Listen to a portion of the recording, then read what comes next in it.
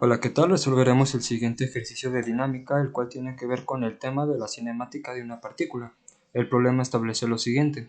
La aceleración de una partícula está definida por la relación a es igual a 25 menos 3s al cuadrado, donde a está expresada en metros sobre segundo cuadrado y s en metros.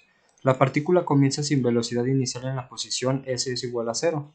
Determinar a la velocidad cuando s es igual a 2 metros, b la posición en donde la velocidad sea otra vez 0 y c la posición en donde la velocidad sea máxima. Tenemos entonces nuestra relación, la cual es a igual a 25 menos 3s al cuadrado.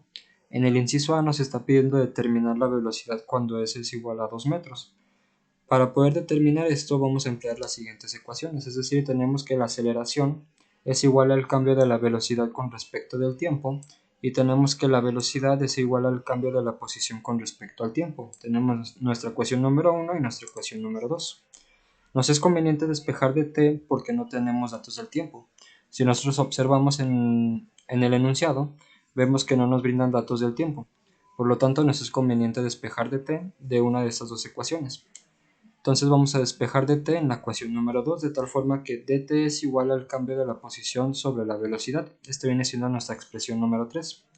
Sustituimos nuestra ecuación número 3 en la ecuación número 1. Vamos a tener que la aceleración va a ser igual a el cambio de la velocidad sobre el cambio de la posición sobre la velocidad.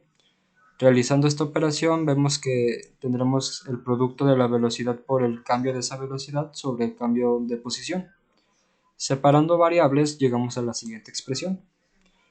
De tal forma que sabemos que a es igual a 25 menos 3s al cuadrado, es decir, está en función de la posición.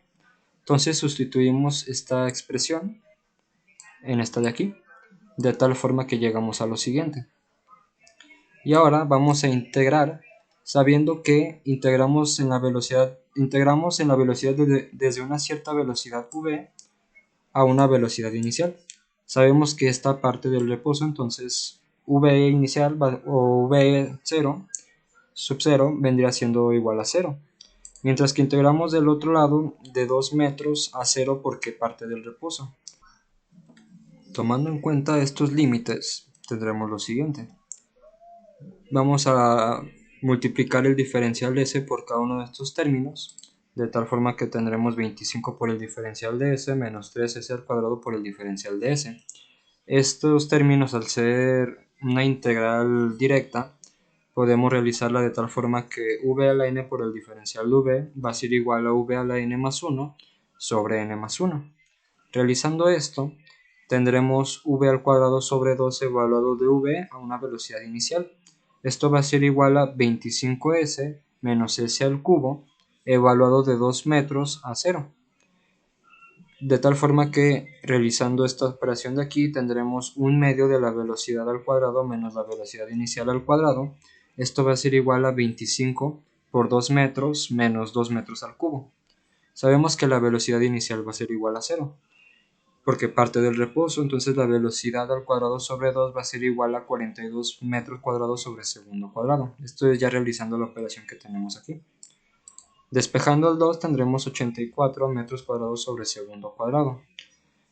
Para poder conocer la velocidad, despejamos para obtener el valor de la raíz, entonces tenemos que la velocidad va a ser igual a 9.17 metros sobre segundo. Este viene siendo el valor de la velocidad cuando la partícula se encuentra en una posición de 2 metros. Ahora determinaremos la posición en donde la velocidad sea otra vez 0.